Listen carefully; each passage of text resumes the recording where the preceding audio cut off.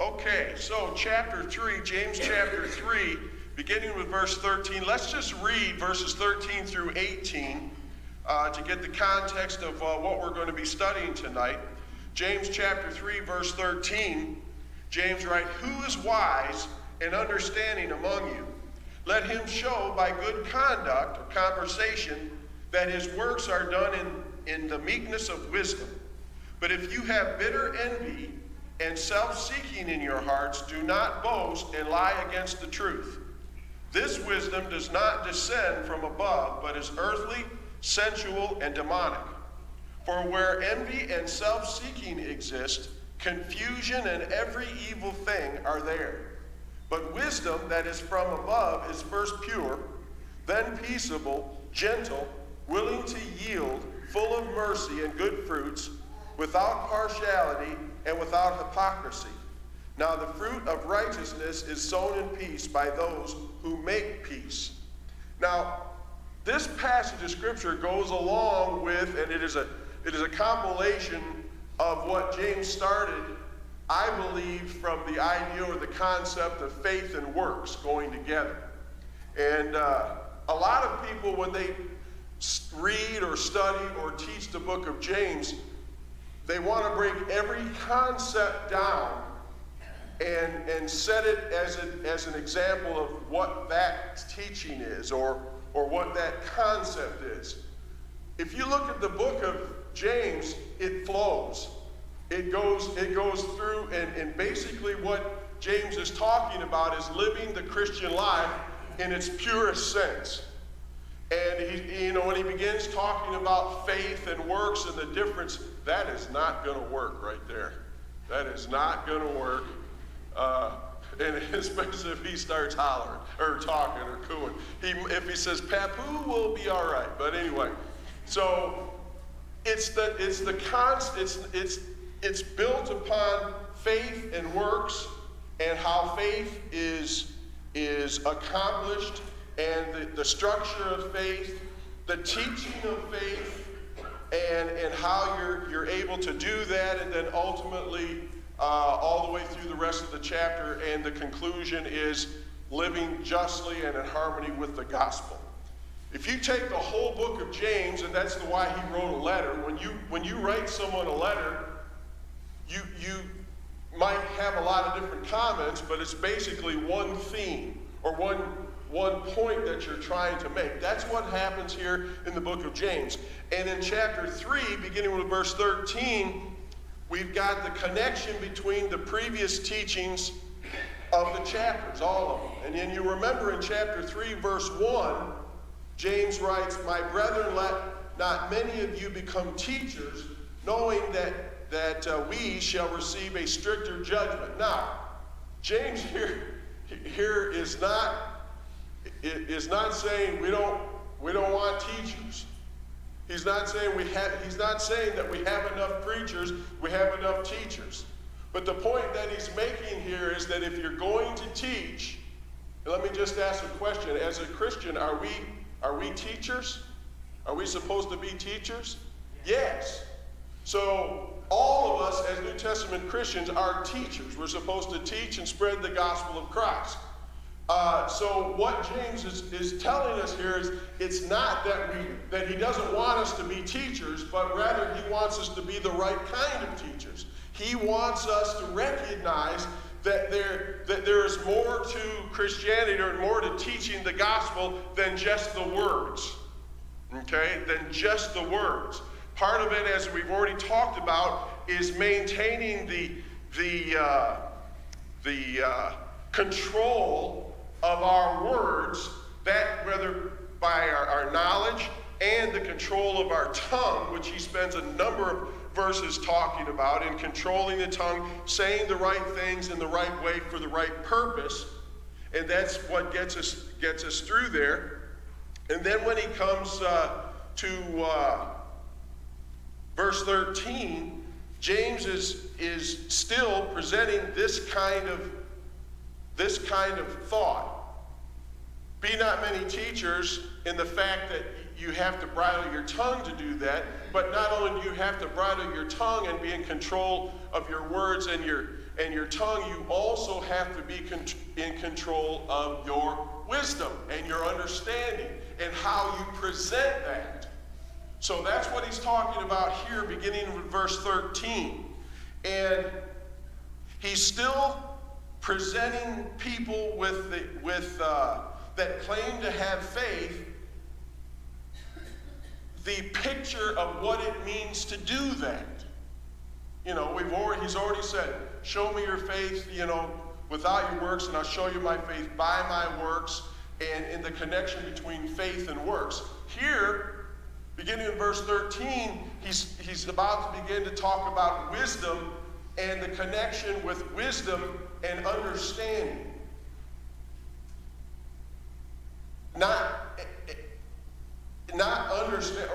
Understanding in the sense of not the worldly wisdom that comes from the world, but heavenly or godly wisdom that comes from above. So the present day and the time that James was writing is much like it is today in our time. There are all kinds of people following all kinds of so-called wisdom or truth. Just about, anybody that came up with something new or something different, people were drawn, their attention was drawn to. It's much like today. Even in the Lord's church today, if you come up with something new or something that nobody's heard of, you're like, that's what everybody's looking for. Something new, something that we haven't heard before. Well, James is warning his audience, as we should be warning our audience when we teach the gospel, that there really isn't anything new about Christianity. There isn't going to be anything new or unheard of or undiscovered about the Bible that we haven't already heard. And what he's talking about here is the sense of what it takes to be a teacher, what it takes to be a Christian is the same thing that it's always been. You've got to be wise, and you've got to have the wisdom that comes from God rather than the wisdom that comes from the earth. And he's drawing a contrast between those 2 points. So, in the day of James, you had a lot of different philosophies and a lot of different beliefs and religions and fads and fancies. You had, just think about it for a moment. You had, on the religious side of things, in the day of James, in the first century, you had, what are the two famous Jewish movements, or the two famous cults? The Pharisees and the Sadducees. Well, what were they? How were they different from the regular Jews? Well, the Pharisees were strict legalists. There was no room for anything other than what their tradition and their history taught. The Sadducees didn't believe in a bodily resurrection. You also not only had the Pharisees and the Sadducees, but you had the Epicureans. But I want to talk about them in a moment. But you had the Stoics, you had the Essenes. The Essenes were a cult of people that were more rigid than the Pharisees were. Now the Essenes were like monks. They wouldn't talk. They stayed by themselves. They were more strict and more rigid when it came to the law and religion than even the Pharisees were. So you had the Essenes, you had the Pharisees, you had the Sadducees. You've got the Stoics. The Stoics were like the Jewish politicians of the day. They wanted everyone to know who they were and what they stood upon, and look at me, kind of, the Stoics. And then you had in the congregations, you had Judaizing teachers, or the Judaizers. And what did they do? What was their job, or what did they think was wrong with the rest of the congregation? The Judaizing teachers. Well, they wanted everyone in the church to keep the law of Moses. There's only one problem with that, with the Gentiles. What was that? They weren't under the law. Nobody was under the law after the church was established, right? We were under the New Testament commands of Christ and the gospel, and those the apostolic teaching that was being circulated among the brethren through the Bible, or through the Word, which became the Bible.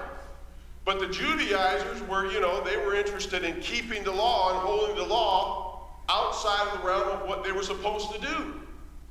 So these were all the things that were going on in the religious world, the Jewish/Christian world of the first century.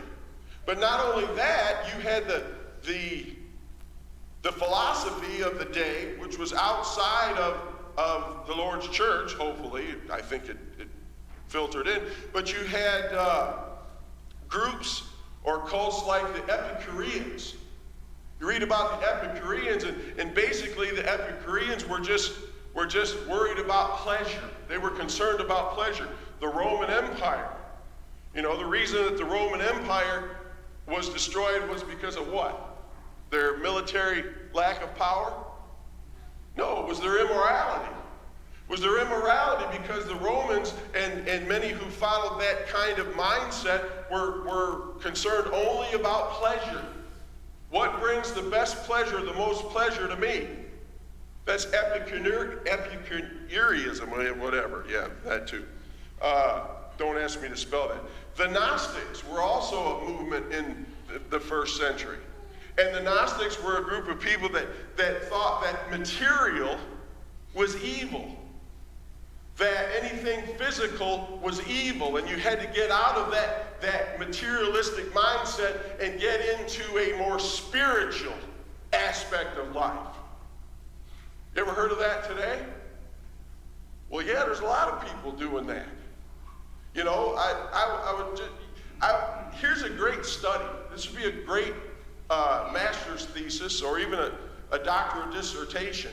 To go through the Bible and look up, and even in the first and second through the third century, look up all of the movements in the world that we've discussed some of, and equate them with the movements that are in our society today. And you're going to find they're the same thing.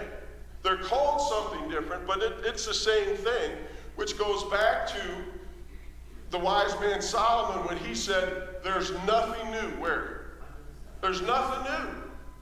People have been doing the same thing for the whole history of mankind. There's nothing new under the sun.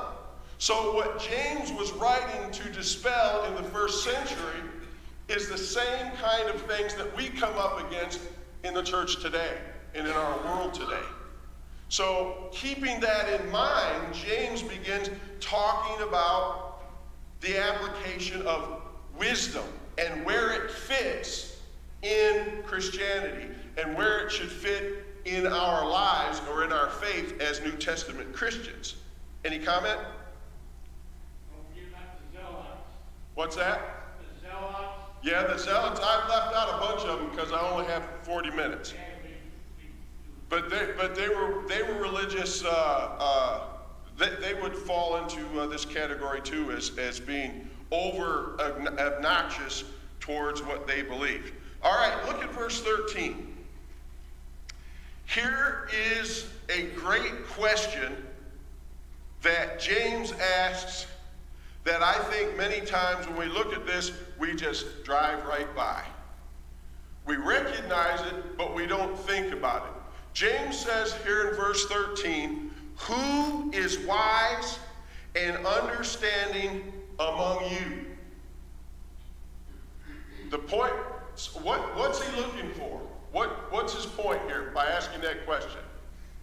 Does he know who the wise and understanding is? Yes. But he wants us to realize who is wise and who is understanding, and how wisdom and understanding go together. Is there a distinction or a difference among people in our world today as to what wisdom is and what understanding is? Ask 9 different people, you'll probably get 8 different answers. What is wisdom? Where does wisdom come from? What is the key to understanding? What is understanding? And when you think about it, James is asking this question, or setting forth this question, to get us to think about what's most important in our lives. What's most important in our faith? Wisdom and understanding. In contrast to being unwise and ignorant. See? Yes, sir? Oh, boy. This is really difficult. As long as I don't look, I'm okay. All right. Look what the Bible has a ton to say about wisdom. Let's look at just a couple verses from the Old Testament. Job 28.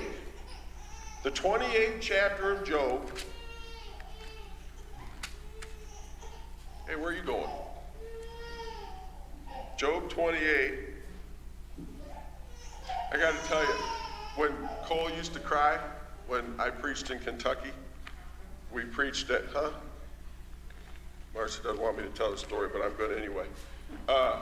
Cole used to throw a fit, and we used to preach at a one-room church house in Kentucky. And when Cole would throw a fit, they didn't have a nursery.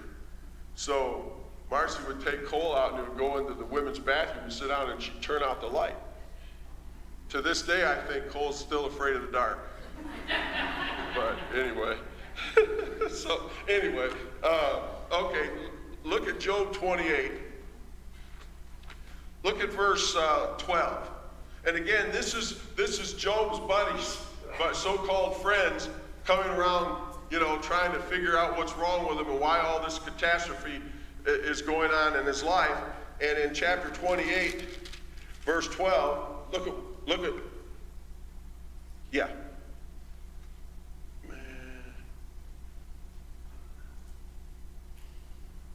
Verse 12. Yeah, might want to start earlier, but that's okay. Verse 12. But where can wisdom be found? And this is Job answering his buddies. Where can wisdom be found? And where is the place of understanding? Watch this now. Verse 13. Man does not know its value, nor is it found in the land of the living. The deep says, it is not in me. And the sea says, it is not with me. It cannot be purchased for gold, nor can silver be weighed for its price. It cannot be valued in the gold of Ophir, or the precious onyx or sapphire. Neither gold nor crystal can equal it. Now, what are we talking about here? Wisdom. Wisdom is more precious than gold, than crystal, than sapphire, than onyx, nor can it be exchanged for jewelry of fine gold or vessels of fine gold. No mention shall be made of coral or quartz, for the price of wisdom is above rubies.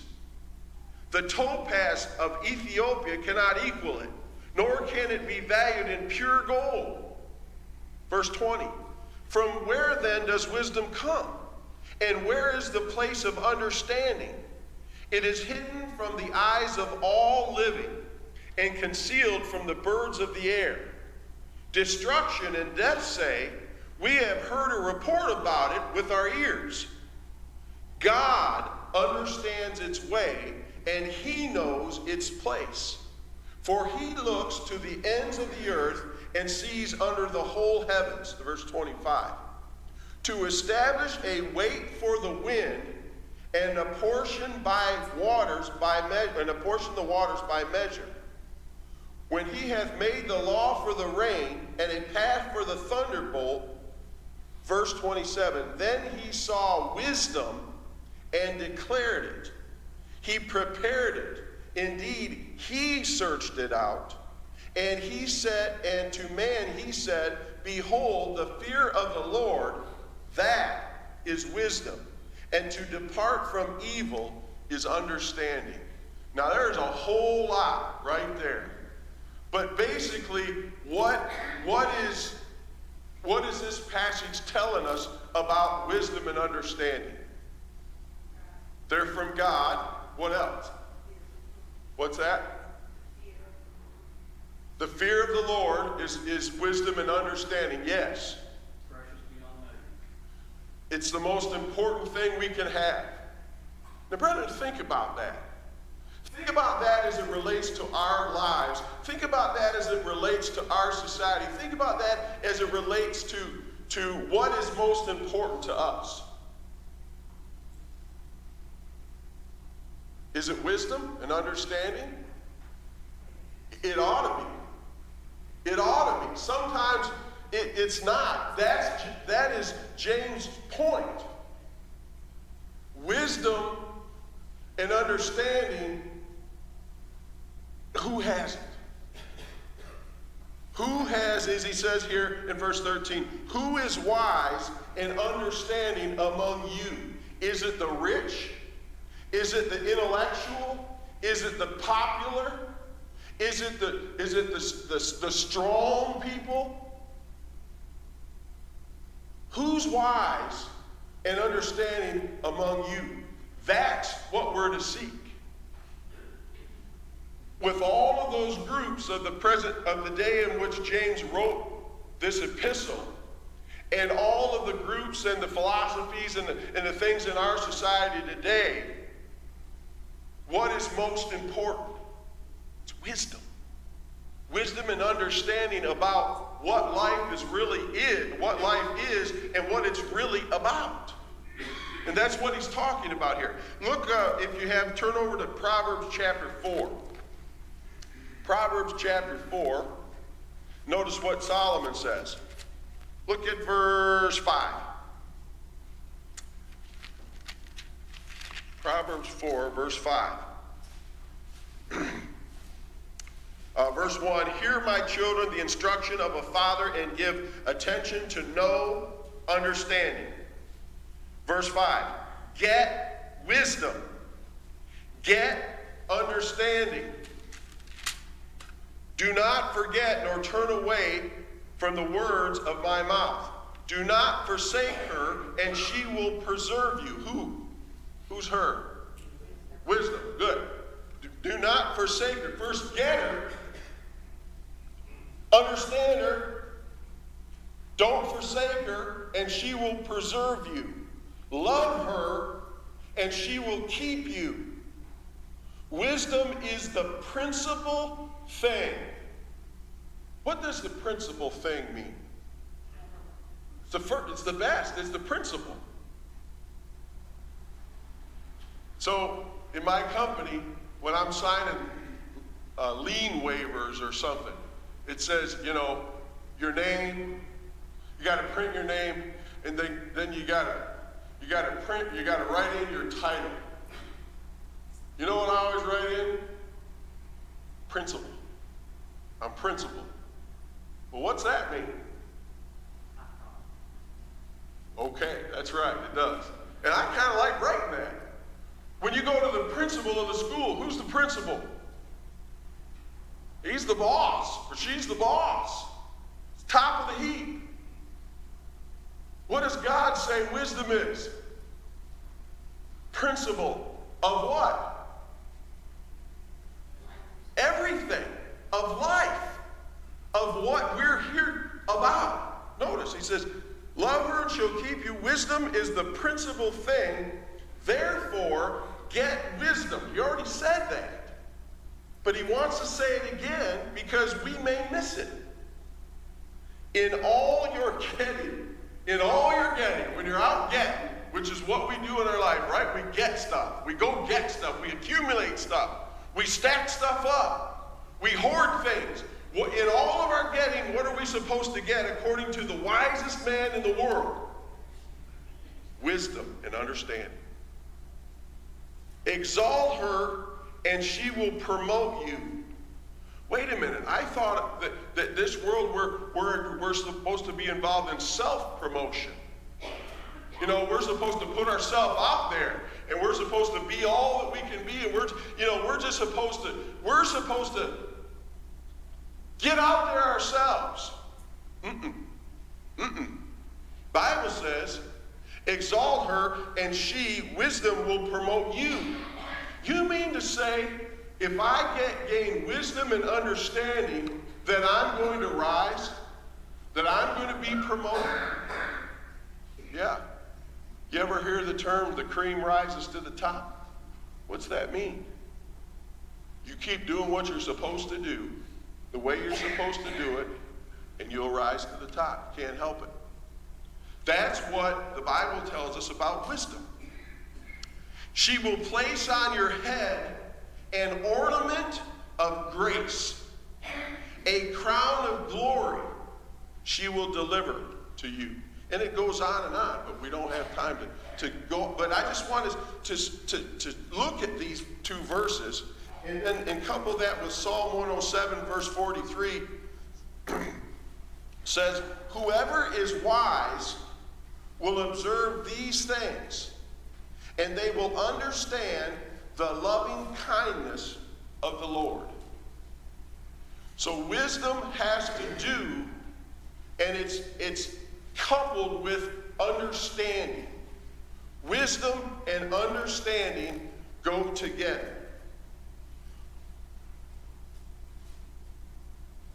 When we go back to James 3, verse 13, who is wise and understanding among you?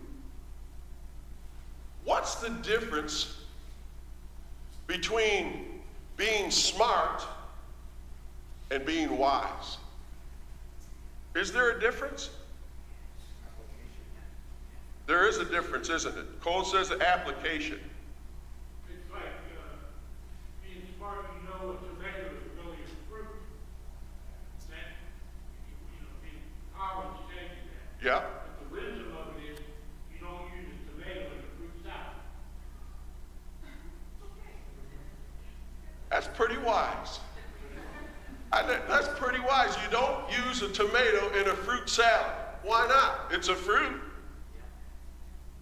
Because it just doesn't go in there, I guess. Although, yes. Is what? Is then being smart and being wise. Humility. We'll talk about that. That has a lot to do with it. Yeah. What else? What's the difference between being smart and being wise?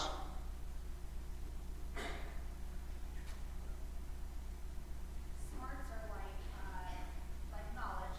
Yeah. Things that you gain. Wisdom is discernment. Is discernment and application of that knowledge in the correct way. And the correct way would be the way in which God expects us to apply our wisdom to things, right? Actually, it's to supply His wisdom to our life. Yes. I think the most important verse in the New Testament is in 2 Timothy 2:15. Study to show thyself approved unto God, a workman that needs not to be ashamed, rightly dividing the word of truth. There's for wisdom.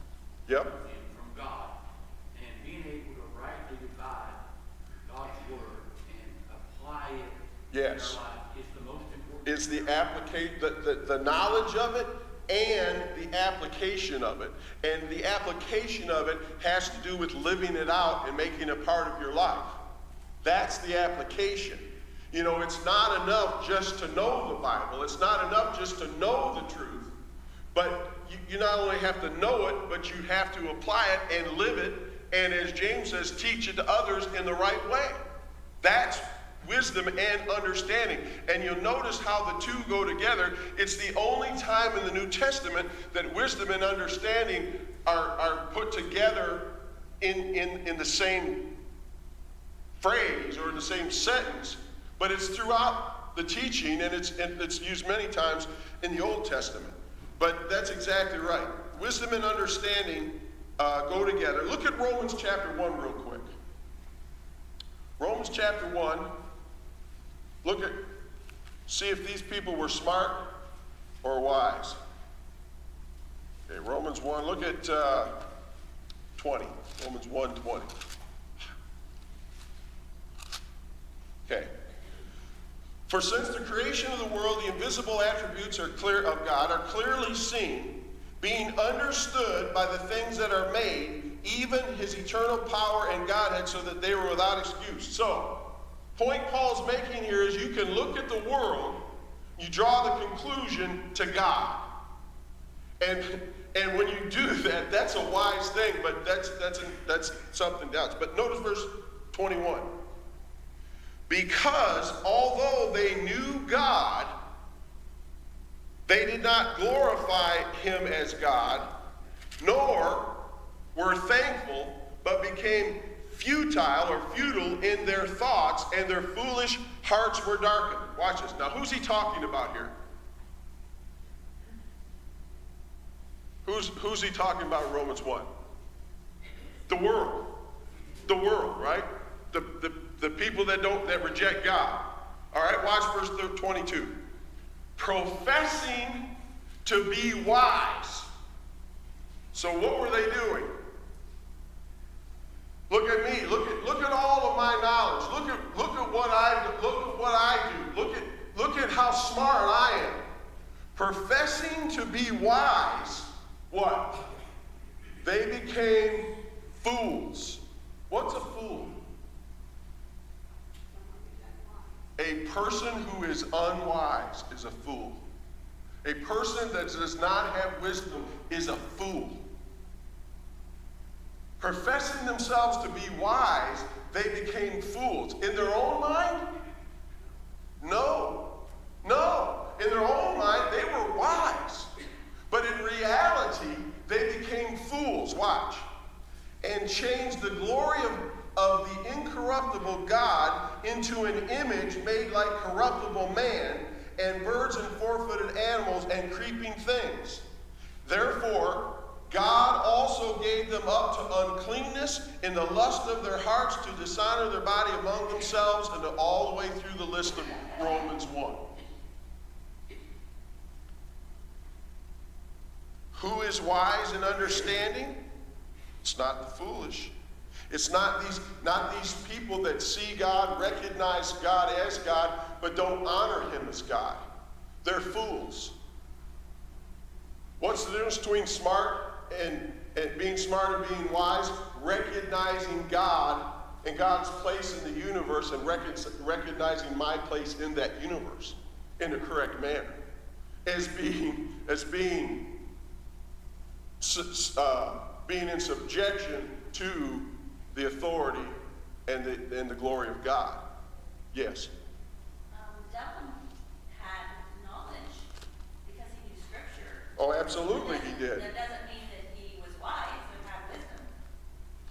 Exactly. Yeah. The devil. Yeah, is the devil smart? No. Yes. Is he wise? Not in a godly wisdom. He's not wise. He's not wise because he chose to deny God. In Deuteronomy chapter 4, look at verse 5. Deuteronomy 4. I gave up bringing my phone, but it's quicker. Deuteronomy 4, look at verse 5. There I am. Surely, now this is Moses teaching the people when the land is divided up. Moses says in verse 5 to the people of Israel, surely I have taught you statutes and judgments, just as the Lord my God commanded me, that you should act according to them in the land which you go to possess. Watch verse 6. Therefore, be careful to observe them. What? The judgments and the statutes that I commanded you, saith the Lord. Be careful to observe them, for this is your wisdom and your understanding in the sight of the people, who will hear all these statutes and say, surely this great nation is a wise and understanding people. For what great nation is there that has God so near to it as the Lord our God is to us, for whatever reason we may call upon him? So what Moses is telling the people of Israel when they go in to possess the land, you do what the Lord tells you to do, and what? What are the people around you going to say? You're wise. Why? Well, you follow God and God blesses you, and you know you're really wise and you have the understanding. Are people going to say that about us today if we do that? If we follow God's will and to the best of our ability and teach the pure truth of God's word, are the people going to say that about us? Some might, some will. People that are honest with the truth will. Majority of the people won't. The majority of the people that Israel, well, they didn't do a very good job of living out the wisdom and the statutes of God and the understanding of God. But the people outside recognized that these people were different, didn't they? The kings were afraid to go against them. Why? Because their God was on their side and he was fighting for them. So, you know, part of being wise is doing what God tells us to do in the way that he tells us to do it. Which seems easy, but not everybody does that, do they? Okay. What's the difference between a learned fool and an ignorant fool? What's the difference between what's a learned fool? Huh?